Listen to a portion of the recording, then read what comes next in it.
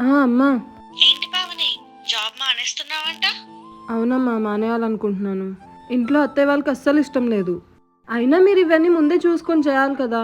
పెళ్లి చేసుకోవాలంటే ఒక మొగుడు ఒక్కడే బాగుంటే సరిపోదు, ఇంట్లో అత్తమామలు కూడా బాగుండాలి.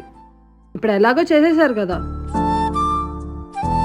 నాకు నచ్చినట్టు బతికే స్వేచ్ఛ ఎలాగో నాకు లేదు. కనీసం వాళ్ళకి నచ్చినట్టయినా బతుకుతానమ్మా. నా చావేదో నేను చస్తాను.